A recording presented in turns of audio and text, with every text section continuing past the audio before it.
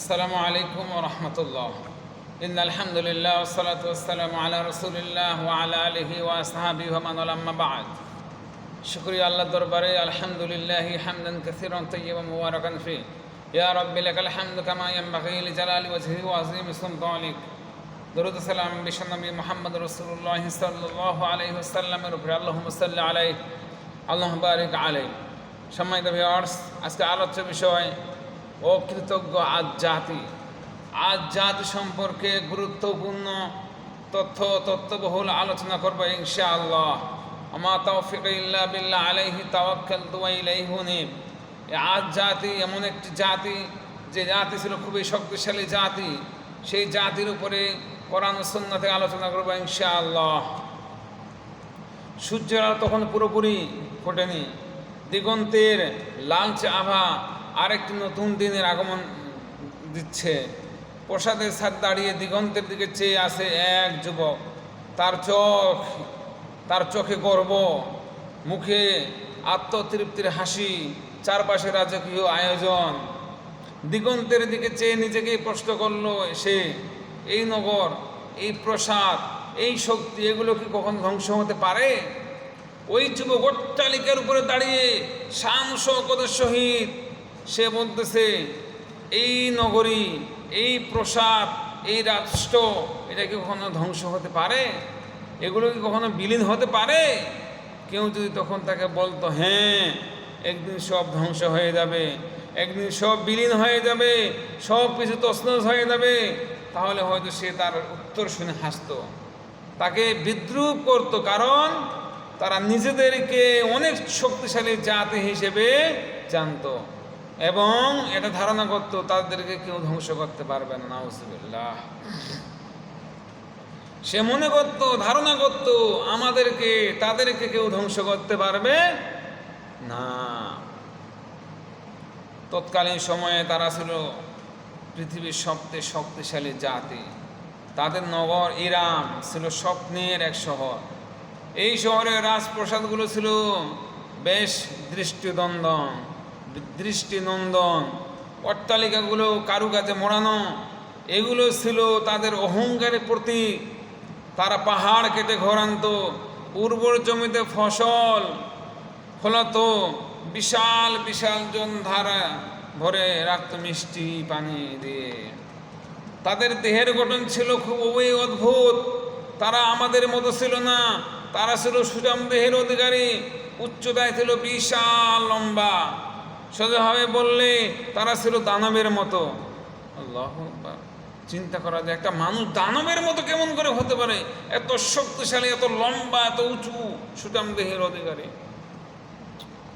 উচ্চতাও ছিল বেশ দীর্ঘকায় এবং লম্বাও ছিল অনেক। যে লম্বা, হ্যাঁ, দানবের মতো, পাহাড়ের মতো উচ্চ লম্বা। তখন বলা হতো তারা বাহুর শক্তি দিয়ে পাহাড় টলিয়ে দিতে পারত, বাহুর শক্তি দিয়ে পাহাড়কে টলিয়ে দিতে পারত। এত শক্তিশালী তারা ছিল।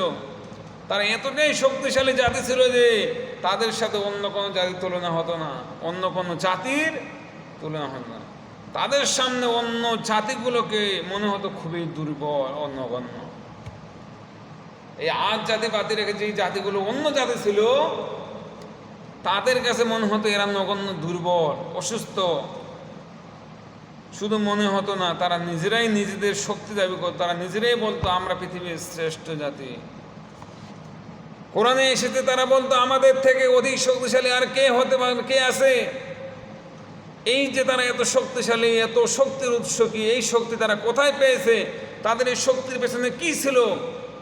শক্তির পেছনে ছিল আল্লাহর অনুগ্রহ। এই শক্তি তাদের অর্জন ছিল না, আল্লাহ করুণা করে তাদের এই শক্তি ও ক্ষমতা দান করেছেন।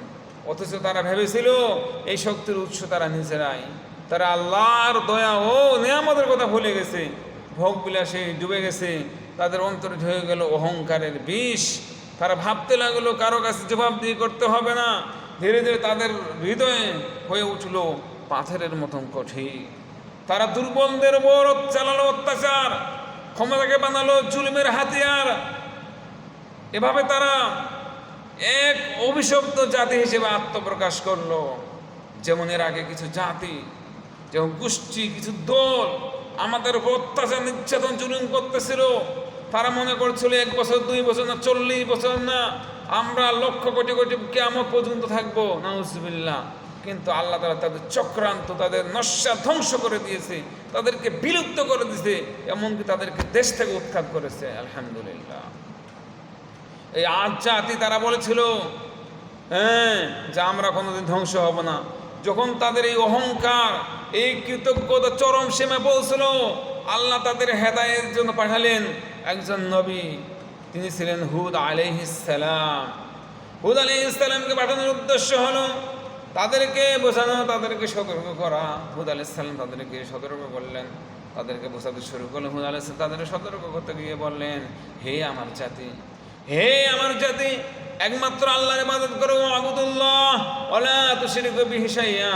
তোমরা একমাত্র আল্লাহর ইবাদত করো, তার সঙ্গে শিরক করো না। তার দেয়া আমাদের কৃতজ্ঞতা প্রকাশ করো, অহংকার করো না, জুলুম করো না, নইলে আল্লাহর গজব তোমাদেরকে পাকড়াও করবে। আল্লাহর গজবে তোমরা ধ্বংস হয়ে যাবে, তোমাদের উপর আল্লাহর লানত বর্ষিত হবে, গজব পতিত হবে। তারা হুদ আলাইহিস সালামের সতর্কবার্তা অপেক্ষা করলো, গ্রহণ করে নেবে। তো দূরের কথা, উল্টো আবারও গর্ব নিয়ে পাল্টা জবাব দিল। তারা বলল, তুমি কি আমাদের ভয় দেখাতে এসেছো হুদ? আস্তাগফিরুল্লাহ। কত নিকৃষ্ট, কত জাহেল হলে এই সমস্ত কথা বলতে পারে। একজন নবীকে বলতেছে তুমি কি আমাদেরকে ভয় দেখানো যাচ্ছ? হয় কি মনে করলেন আপনারা? কি মনে করলেন? তাদের সাহস কত!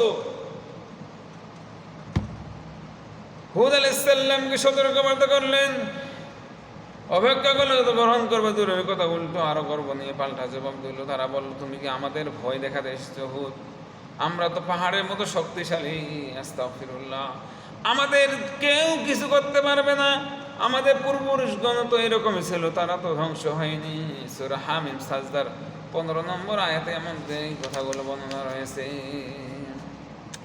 তারা হুদ আলাইহিস সালামের কথা মানল না, তার কথা নিয়ে বিদ্রোহ উপহাস করলো। এক পর্যায়ে তারা নিজেদের গর্ব আর অন্ধ হয়ে গেল। তারা উপলব্ধি করা থেকে বিরত থাকলো। যে শক্তি তারা ধারণা করেছিল তাই একমাত্র আল্লাহর দেয়া, এবং সেই শক্তির সত্যিকারের মালিকও তিনি। কে? আন্নাল কুওয়াতা লিল্লাহি জামিআ। সমস্ত শক্তির মালিক হচ্ছেন আল্লাহ। হঠাৎ একদিন বৃষ্টি হয়ে গেল, এই যে আজামাজা শুরু হয়ে গেল। যখন তারা নবীর কথা মানল না, রাসূলের কথা মানল না, আল্লাহর ওলিদের কথা মানল না, আল্লাহর হুকুমকে ওভারটেক করলো, আল্লাহ এরপরে গজব দেওয়া শুরু করে দিল। কি গজব?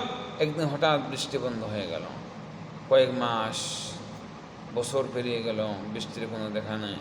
এক ফোঁটা পানিও মিলল না, নদী নালা শুকিয়ে যেতে লাগলো। আল্লাহু আকবার! কি একটা অবস্থা! পানি শূন্য হয়ে পুরো অঞ্চল মরুভূমিতে পরিণত হলো। স্বচ্ছ রাজি তার সজীবতা হারিয়ে যেতে লাগলো। গবাদি পশুগুলো দুর্বল হয়ে পড়লো। তৃষ্ণার্ত শিশুদের কান্নায় বাতাস ভারী হয়ে উঠলো। তাদের এখন পানি লাগবে। পানির জন্য বৃষ্টির খুব প্রয়োজন। পানির জন্য হা হুতাশ করছে তারা। কখনো উপায় না পেয়ে মক্কার দিকে এক প্রতিনিধি দল পাঠালো। এই দল পাঠানোর উদ্দেশ্য যেন তারা বৃষ্টি চেয়ে দোয়া করতে পারে। একদিন আজ জাতির আকাশে এক বিশাল কালো মেঘ দেখা দিল। লোকেরা উল্লাসে ফেটে বলল, তারা মনে করলো অবশেষে বৃষ্টি আসতে চলেছে, এবার তাদের সকল ক্লান্তি দূর হয়ে যাবে তাদের সকল তৃষ্ণা। তারা উৎফুল্ল চিত্তে একজন আরেকজনকে বলতে শুরু করলো, দেখো মেঘ আসছে, এবার প্রচুর বৃষ্টি হবে। তারা আনন্দে আত্মহারা। কিন্তু হুদ আলাইহিস সালাম থেকে বুঝতে পারলেন এটা কিসের বার্তা। তিনি বুঝতে পারলেন এটা বৃষ্টি। এই বৃষ্টি কিসের বৃষ্টি? তিনি ব্যথিত কণ্ঠে তাদেরকে উদ্দেশ্য করে বললেন, এটা বৃষ্টি নয়, আল্লাহর গজব। সাবধান হয়ে যাও, এটা বৃষ্টি নয়, আল্লাহর গজব আসতেছে। তোমাদেরকে পাকড়াও করবে, তোমাদের খেয়ে ফেলবে, তোমাদের ধ্বংস করবে, তোমাদের তছনছ করে দেবে। কিন্তু কে শুনে কার কথা? তারা এবারও তার কথাকে হেসে উড়িয়ে দিল, উচ্চ স্বরে অবজ্ঞা করলো। নাউজুবিল্লাহ! একজন নবীকে, একজন রাসূলকে কিভাবে অপমান করে! এইদিকে ধীরে ধীরে বাতাস বইতে শুরু করলো। প্রথমে হালকা বাতাস, কিছুক্ষণ ঘড়ি কিছুক্ষণ পর গতি বাড়তে লাগলো। তারপর শুরু হলো এক ভয়ানক ঝড়। সেই ঝড় ছিল 7 রাত 8 দিন দীর্ঘ। আল্লাহু আকবার। সূরা হাক্কর 6 থেকে 7 নম্বর আয়াতে চিন্তা করা যায়, এক নাগারে একাধারে এক সপ্তাহব্যাপী ঝড় তুফান, এত ঝড়ের গতি, এই ঝড়ের শক্তি এতটাই ছিল মানুষকে খেজুর গাছের গুড়ির মতো উড়িয়ে নিয়ে আকাশে ছুঁড়ে ফেলা হয়েছিল। আল্লাহু আকবার। কত পাওয়ার বাতাসের, খেজুরের গোড়াগুলাকে উড়েই যেমন নিজে এগুলোকে উড়ে যাওয়া সম্ভব না, মানুষগুলোকে আল্লাহ উড়িয়ে নিয়ে ছুঁড়ে মারলেন। তারা বাতাসের তীব্রতায় উড়ে গিয়ে পাথরের সঙ্গে আছড়ে পড়ছিল। আল্লাহ আছড়ে পড়ছিল। একদিন বলেছিল আমাদের ধ্বংস করতে পারবে, কে পারবে? এমন শক্তি কারণে তারা আজ এক একটি নিষ্প্রাণ হয়ে দেহ পড়িয়ে রইল বালির নিচে। তারা বালুর নিচে একেবারে চাপা পড়ে রইল। অবশ্যই ঝড় থেমে গেল। ঝড়ের পর তাণ্ডব শেষে চারপাশে নিস্তব্ধ হয়ে গেল। সেখানে এক সময় প্রাচীন জঙ্গল ছিল, রাজকীয় স্থাপনা ছিল, সেখানে আজ শুধু ধ্বংসস্তূপ পড়ে রইল। পুরো শহর বালির নিচে হারিয়ে গেল। আল্লাহর মায়ের বেতের পায়ে আল্লাহ তাআলা সহজে কাউকে ধরে না। আজ যখন কাউকে ধরে তাকে ছাড়ে না। আজও আরবের বালির নিচে লুকিয়ে সেই মহানগর ইরাম এক অকৃতজ্ঞ জাতি ধ্বংস নিদর্শন এখন বালির নিচে। অথচ এক সময় তারা নিজেদেরকে কত শক্তিশালী মনে করত, নিজেদের শক্তি ও সামর্থ্যের জন্য গর্ব করত। তারা মনে করবে এই শক্তি সামর্থ্য তাদের একটি বিশেষ অর্জন, কিন্তু না, এটি ছিল আল্লাহ তাআলার পক্ষ থেকে তাদের জন্য বিশেষ অনুগ্রহ। তারা এই অনুগ্রহের অবমূল্যায়ন করে অহংকার করেছিল, ফলশ্রুতিতে তারা এক অকৃতজ্ঞ জাতিতে পরিণত হয়েছিল। আজকের বিশ্বের যারা নেতা আছে তাদেরকে বলতে চাই, তোমরা যারা জালিম আছো, তোমরা যারা অত্যাচারী আছো, তোমরা যারা অত্যাচারী শাসক রয়েছো, তোমরা জেনে রেখো তোমাদের ধ্বংস হবে। তোমাদের কেউ পাকড়াও করতে পারবে না, তোমাদের কেউ বাঁচাতে পারবে না। তোমরা আজকে আলেম ওলামাদের অত্যাচার নির্যাতন করতেছ, আজকে শিরক কুফরকে প্রতিষ্ঠা করার জন্য সংগ্রাম করতেছ, কিন্তু যারা তাওহীদ প্রতিষ্ঠা করার জন্য সংগ্রাম করতেছে তাদেরকে তোমরা গালি দিচ্ছ, তাদেরকে তোমরা ধমক দিচ্ছ। শুনে রাখো, তোমাদের উপর এইরকম আযাব আসবে, এরকম গজব, পৃথিবীর জমিনে তোমাদের কোনো নাম থাকবে না ইনশাআল্লাহ। এই পৃথিবীতে তোমাদের কোনো অস্তিত্ব থাকবে না, এই পৃথিবীর জমিনে তোমাদের কোনো অবস্থান থাকবে না, সব ধ্বংস হয়ে যাবে। শুধু সময়ের অপেক্ষা, সাবধান হয়ে যাও। আলেম ওলামাদের শ্রদ্ধা করো, ওস্তাদদেরকে শ্রদ্ধা করো, আলেমদেরকে মাথায় তুলে রাখো। না হলে তোমরা আলেমদের উপরে যদি অত্যাচার করো, নির্যাতন করো, এক গোষ্ঠী যেমন পালিয়ে গেছে, তোমরা বাঁচতে পারবে না। তোমাদের উপর অবশ্যই আল্লাহ লানত বর্ষিত হবে। সেই দিন তোমরা দেশ থেকে না, বিদেশ থেকে না, আল্লাহর জমিন থেকে হারিয়ে যাবে ইনশাআল্লাহ। আল্লাহ, তুমি আমাদেরকে তোমার অনুগত বান্দা হিসেবে কবুল করো। তোমার রাসূলের দেখানো পথে চলার তৌফিক দান করো, তোমার কোরআন সুন্নাহ পথে চলার তৌফিক দান করো। আল্লাহ, তুমি আমাদেরকে ইসলামের জন্য কবুল করো, তোমাদের মানুষের খেদমতের জন্য কবুল করো আল্লাহ, এবং দিনের ভালো ভালো কাজগুলো করার তুমি আমাদেরকে তৌফিক দান করো আল্লাহ। ইয়া রব্বুল আলামিন, তুমি আমাদের সমস্ত গুনাহগুলো মাফ করে দাও, আমাদেরকে তুমি হেদায়েত দান করো, আমাদেরকে তুমি গুনাহ থেকে ফারেক করে তোমার ঈমানের পথে চলার তৌফিক দান করো। যারা মারা গেছে তাদেরকে তুমি মাফ করে দাও। এই যে মাইলস স্টেশন স্কুলে বাচ্চাগুলো মারা গেল, আল্লাহ তাদেরকে তুমি জান্নাত দান করো। যারা এখনো হাসপাতালে ভর্তি আছে তাদেরকে তুমি মাফ করে দাও আল্লাহ, তাদেরকে তুমি সুস্থ করে দাও, তাদেরকে তুমি জান্নাতের মেহমান হিসেবে কবুল করে নাও। সুবহানাকাল্লাহুম্মা ওয়া বিহামদিকা আশহাদু আল্লা ইলাহা ইল্লা আনতা, আসসালামু আলাইকুম।